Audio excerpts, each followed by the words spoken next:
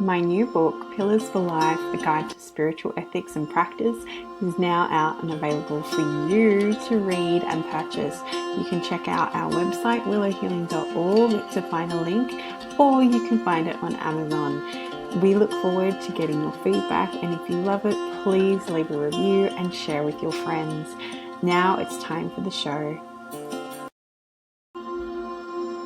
Welcome to Willow Healing Matters, the podcast. We are so excited to have you joining us on this journey where we explore different ways to empower your soul, whether it's healing in your kitchen or all the way up in the corporate world. Come with us as we look into different ways to heal your mind, body, and soul. Hey everybody, it's Catherine Cristani with another episode of Willow Healing Matters, and today I am joined by the lovely Svenja, who is a financial yoga founder, which is very exciting. So she was born in Germany, moved to Australia, and was a fashion designer turned yoga teacher and mindfulness coach. And as I said earlier, she's the founder of Financial Yoga and a single mum. She healed herself by taking full responsibility for her health from the age of 14. And now she's working with yoga teachers and health professionals who are done with burnout and ready to align income and impact. So a big welcome to the show, Svenja. Thank you so much. Oh, that sounded so nice. Thank you. No worries. It's always nice hearing your bio. I've had several Yes. guests and they're like, oh, that's me. Yeah, Yes, it is. exactly. So I guess, Svenja, you had quite a pivot from a fashion designer now to working as a yoga instructor, well, even having your financial yoga company. What was the journey like to get to that point? Yeah, so back in Germany, I always wanted to be into fashion. I started sewing as a 12-year-old, made my own clothes, became a dressmaker, studied fashion design. Absolutely loved it, loved it, loved it, loved it for a long time until I realized I was probably, just around end of 20s, that the industry it wasn't my thing anymore. The industry is really harsh. It's really superficial, right? It's about how you look, what you wear. And at some point it didn't resonate with me anymore. And also the fact that it's a very wasteful industry, right? So I kind of fell out of love with the industry a little bit. But then also it happened that I moved to Australia with my partner back then. So I came to Australia, first looked into fashion again because it was just what I've done. But very, very early, I got into the yoga scene here. So I started doing yoga back in Germany. It was something I kind of loved, and I went back, but it wasn't like really, I always thought there must be more to it. I didn't give up, but it wasn't like love at the first time.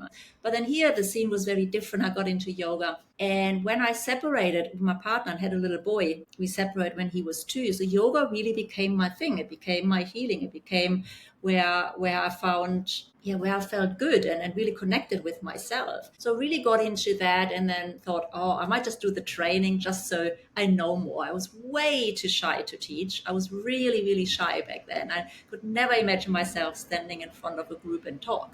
But I did. So I did my training, became a yoga teacher, really went down into mindfulness as well, taught in primary schools, and lots of different locations, and absolutely loved it. Yeah, and from there, at some point after teaching for 8 years, I realized as well that the financial side of yoga is hard. So if you're a full-time yoga teacher, you're obviously trading time for money. Yoga is not a good paid occupation at all. And I was seeing that I was teaching full-time, over 20 classes a week, and nothing really shifted for me. I was loving it. I really enjoyed what I was doing, but I felt stuck. And every time I want to go overseas, see my family in Germany, I had no income for 4, 5, 6 weeks. And I realized the system around yoga isn't really supportive for yoga teacher. And I guess that's when I kind of then looked, okay, what do I need to change for myself? And then now that's when I created financial yoga and now offer the same to other teachers. Which is such a beautiful journey. And I think it's such a nice reflection because to me, like yoga kind of falls in that healing space, right?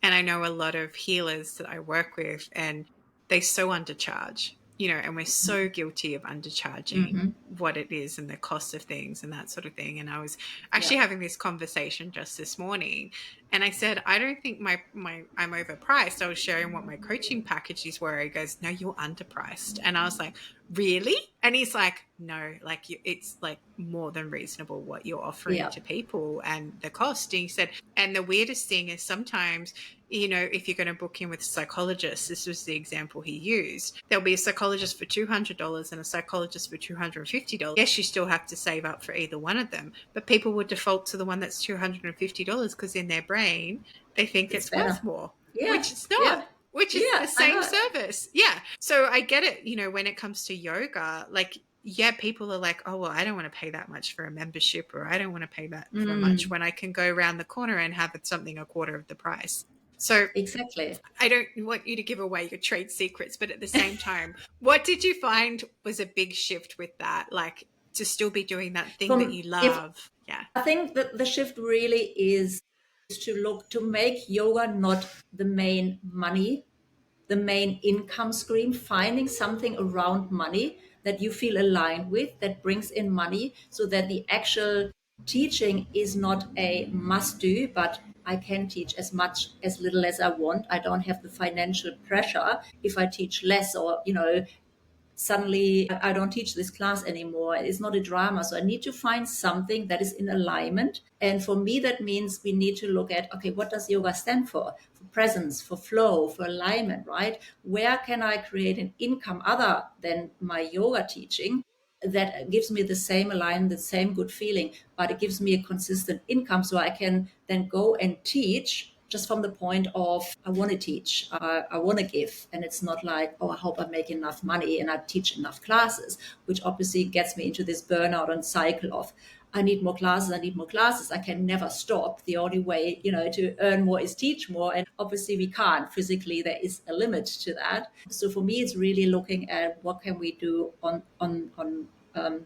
outside of teaching that gives us the financial stability. Yeah, and I think that's such a beautiful point you bring up, Svenja, because to me, like how I translate that is that you have to find what your values are and what values you get fulfilled doing yoga and where else you can get that fulfillment across the board. You, Absolutely. yeah. So it's not just coming from that yoga. And like you said, and I think a lot of people listening would resonate with this, there's always that question of like, what happens if I can't work, especially when it's my own business? And if you haven't set up other income flows, like yoga is a perfect example because you physically have to do it. You can't just Exactly. You have to be say, there. exactly. You can't just like talk through it.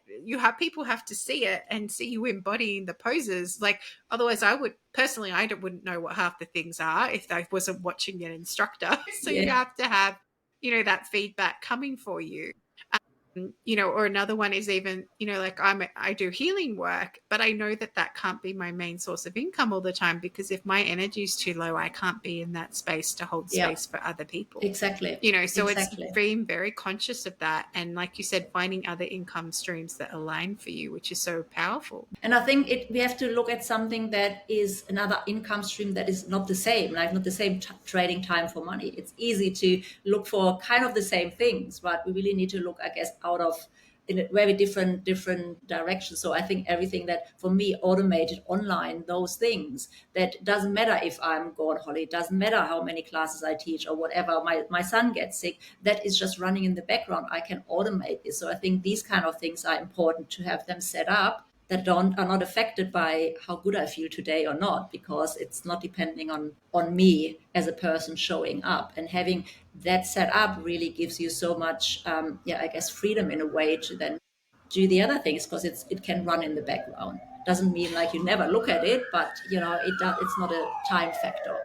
Yeah, and I think that's such a beautiful reminder too, because a lot of people in our space, especially healers and that, have this, and I've had to unpack this myself, and I've been through this like the last few years, but just because you're earning money doesn't mean it's bad. Money is not bad, and we actually need money to live and survive, because there's this mentality, especially in the spiritual space, where oh, Mhm. we should just be able to barter everything. It's like, well, you can't barter your electricity bill or your phone bill or your internet bill. Like, you still need to have money coming in.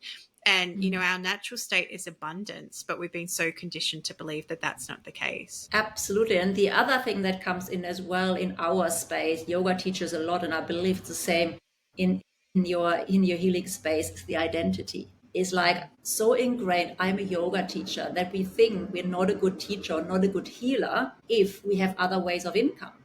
So suddenly it's Mm. like I'm not true to myself anymore.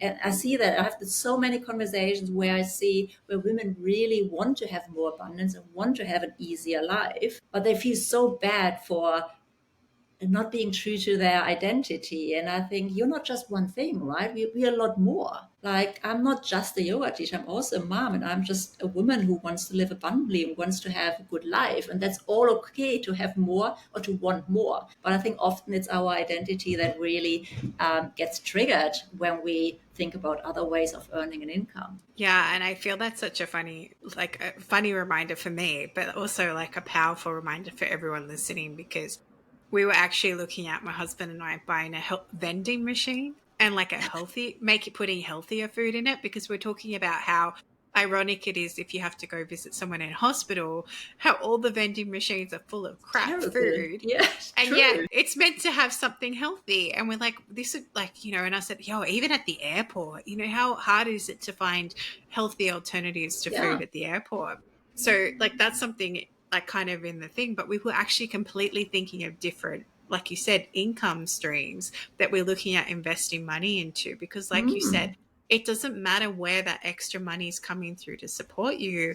You're still in service in the way you need to be in service, but you're not worrying about your bank account in the background, which means you can Exactly. be more in service. Exactly. I believe that more money we have, the more good we can do. And I think women naturally do that. Like we look after ourselves and our family first, but I think automatically we go into more service. So if we have more money, we do more good. We see who else we can support and where else we can be of service. So I think it's a good thing to actually live in abundance and wanting more because it doesn't mean I keep it all to myself. It's there to, do more good, offer Yeah, more classes, offer more healing, whatever people need. exactly. And then, it's easier for you to be true to you too, because you're not in that scarcity mindset and Totally. clinging on to clients or keeping clients who might not be aligned with you because you just need the money.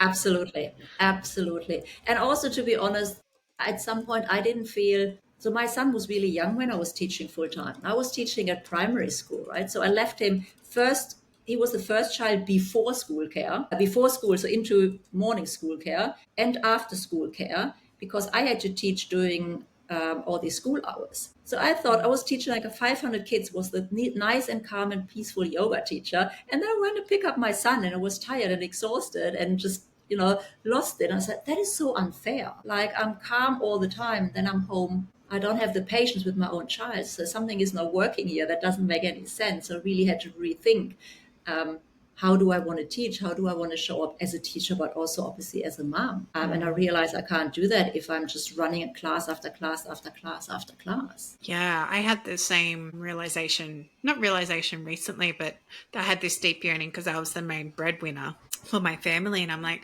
I just want to Mm, be a mum. Like, and my husband and I went through that role swap. But at the same time, that you can't underestimate the power of being a mum and the beauty of being that mum, and whilst you only get one chance to watch your kids grow up, you only get one chance to get that right, I yeah, guess. It doesn't have to be perfect, but you can try to your yeah, fullest capacity. And if you're too busy hustling and, trying to make all this money stuff work and everything, I'm lucky because my husband and I could do that swap. But if I was a single mom, I'd be like, crap, like I can't keep doing it like this. I need to still be part of his life and find an alternative way to be able to get that happening. yeah, absolutely. Yeah. So I guess with your clients that you work with, what's been one of the most exciting transformations that you've seen? There's always one of these fun stories. What I saw in me and then see in other people as well, I think is often because as I said, my work is mainly online, is the confidence that women get from working online as well. Because I think as a yoga teacher, as I said, we have this identity and I went from being really shy to then okay teaching classes, but I was still shy and felt I wasn't seen when I was in other environments. For me to go online and being seen and showing myself and speaking up had a massive effect on me. And I see the same in women who kind of hiding a little bit again behind this identity of yoga teacher. And when they open up and allowing more in and going online, and then the confidence that comes out. And this is just so wonderful to see how that really changes the whole personality and confidence of people. So that's something that I see over and over, which I really love. And really this allowing themselves to be okay with wanting more. I think we're so bad as women with wanting more and playing Mm. small. And it takes a while to actually say, I want more. I'm allowed to want what I want. I'm allowed to say, I want this and this. And it takes a while. And seeing someone stepping into that is, yeah, it's amazing. Yeah, and it's amazing how we've been, like you said, so programmed to believe that we have to stay small and that we have to, not have all these wants and these dreams and these visions and this hope. That it's like, Yeah. oh no, it's almost like this idea of being selfish for Yeah. wanting those different things. Yeah. How dare you? How dare you wanting more? Be grateful for what you've got. Yeah. You can be grateful for what you have, but it doesn't stop you wanting more because Exactly. the universe truly wants you to be abundant and have it all. Yeah. Look, it's actually funny story. Like my parents, obviously, I moved to Australia. I'm here for 20 years now. My parents know me as they know me back then. It was my brother's 50th birthday a couple of years ago. And I said to my dad, are you going to hold a speech? And he said, nah. It was a big party. My brother's an opera singer. So everyone there were opera singers, musicians, people on stage. By then, I went through my journey of finding my voice. And so I said, okay, if you don't do it, I do it. And my parents were like, they were shocked. They probably thought it's going to be horrible. So I said, I'm going to do it. And they were really irritated by me saying that. So I did. And I was nervous because, like I said, there was people there on stage, like really confident people. But I did a really great speech because I just spoke from my heart about my brother and how I met him as a child, how he made it into become an opera singer. And my parents literally came up to me like, oh my God, I didn't know you can speak. I was like, wow. Like that was really interesting for me to see like how they see me and then realizing how much I have changed and that we Mm. really can do these things, right? When we want to. Yeah. And it's amazing too how, like, when you shift, and a lot of people don't realize this, when you make shifts within yourself, it causes massive ripple effects, especially in your Mm, family. And sometimes they don't know how to process you to start yeah. because they're so used to you showing up this certain way. But then when you keep showing up that new way, then they just kind of adjust and then they actually shift their behavior towards you as well. And it's really beautiful to see. One of us was, Oh, I you're think I've back. got you back. Yeah, I got you Yeah, back now. yeah, you're back. Yeah, so the last thing I was just saying was it was really beautiful to see your parents shifting that behavior because you keep showing up as you as well. Yeah, absolutely. Yeah. I think it And I really have guess, even shifted our relationship a little bit because I think they really look different at me. It's, I was always like the little daughter. I'm still the youngest. I'm still the small, but it shifted it a little bit. Yeah, for sure. yeah, definitely. And I feel that that's such a powerful reminder of how our impact and how we show up as ourselves can be such an amazing way to demonstrate, and it fully circles back to financial yoga because yes, you can still love being a yoga teacher and be a yoga teacher, but you don't have to live in that lack and that scarcity anymore. There are other ways to step into your power through that. Absolutely. Absolutely. And I mean, we all evolve, right? It's just normal as well. We don't have to just be, because we choose one thing, we don't have to just be that one thing and stay there. Everything can just evolve and grow and change. And I guess we always learn more. So, and also like how I teach and what I teach changes. And then, like you did then retreat. So things add up. And I think we need to just make sure that we stay open and allow us to do that as well. Yeah, and I think that's really powerful too because if we remember that we're always evolving, that we're always growing, even when crap does happen, you just kind of go, all right, this is just a cycle of my life or a season of my life, and I'm going to come out the other side and learn from that. And I feel like we're so afraid of failing that sometimes people don't even want to Mhm. try. Or I'm sure you've had when you were sussing this out to try and figure out how to have money coming in. I'm sure there was things that you did and went, oh, that didn't really work. Let me try something else before you Of started sharing it course. with other people. Of course, of course. It's normal. As you said, it's totally normal. I guess the more we fail, the easier it gets that at some point, right? It's just, oh, let's try this. Okay, it didn't work. It's never nice. It's never fun. But yeah, as you said, I think you grow with it with every time you fail. So it's just part of the process. We have to. We Yeah, don't want to be as the 100%. perfect person, right? We can't be just pretend we're 100%. perfect. I mean, Yeah, I love that because I used to run a masterclass called Imperfectly Perfect. It was exactly I about love that it. because yeah, you can't show up perfect all the time. And, the biggest thing my coach says is show up 100% of whatever percent you're at. So if you're at 20%, show up 100% at your 20%. If you're 100%, definitely show up 100% at your 100%.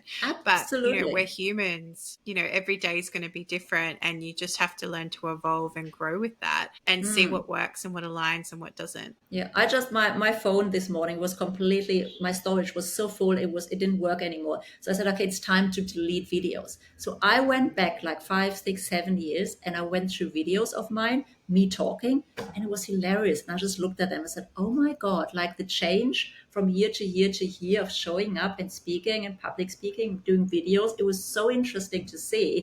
And when I look at it now, it's like, oh my God, I put that out. That is shocking. But it was the best I could do 7 years ago. It was the best I could do 5 years ago, exactly like you said. But it's great to watch it actually, right? When you look at, that's how I started. Now I'm here. Okay, let's see, where will I be in 5 years? And then you just evolve and you grow and you take the feedback and you see what happens. And, I love the term failing forward because Mm, you keep moving forward despite everything that comes at you. And like you said, you see where absolutely. you are in 5 years' time. And I feel too like so often people will get stuck on this idea of the path that they have to walk. I used to laugh at, I had friends, I still have friends like that. And they were like, they have this dream. And the dream is, I'm going to have a house and 3 kids and da, da, da, da, da. They have their first child and they're struggling, incredibly struggling with one. But then because the dream is we have to have 3 children, they'll keep having more children, even Uh, though they were already struggling at one. And it amazes me. And I'm like, why did you have more? Oh, we always wanted 3 kids. I'm like, but did that? I'm not saying that you want to give them back, but at the same time, you're truly not happy. Like you're really struggling, you're really depressed, you're struggling after one. And it's just like this need to hold on to a dream, even if it's not working out. And sometimes, there is persistence and conviction, but sometimes you have to step back and go, all right, do I need to pivot now and go to a new direction? Or do I need to wait for something new to come along? So I guess, Svenja, as we start to finish our time up together, if you could heal or change something in the world, what would it be? oh, there's so much to change at the moment. Where do we start? No, I think in general, I think everything comes down to the feeling of I'm not enough and I'm not worth it.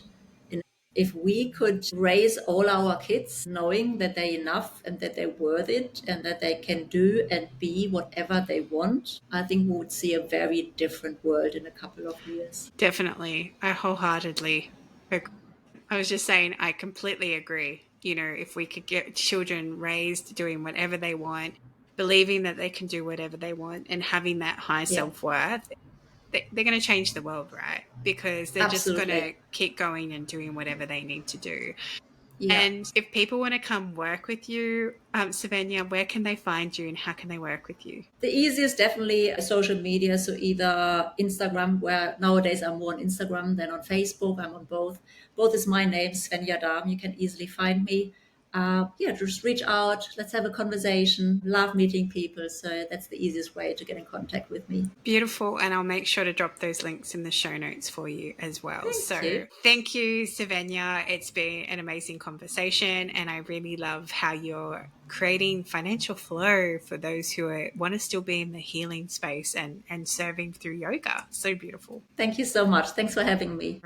Thank you for listening to Willow Healing Matters, the podcast. We have so much love and gratitude that you have taken the time out of your day to empower you on your healing journey. The views shared by the person being interviewed might not necessarily reflect that of the host and should be used at your own discernment. Trust what resonates for you and follow your heart and soul guidance. If you have any underlying medical conditions or mental health issues, please consult with your healthcare provider before pursuing any of the recommendations. Likewise, you can always contact the person being interviewed to find out more information. This can be found in the show notes. Remember to activate, align, heal, empower, and find love in everything that you do.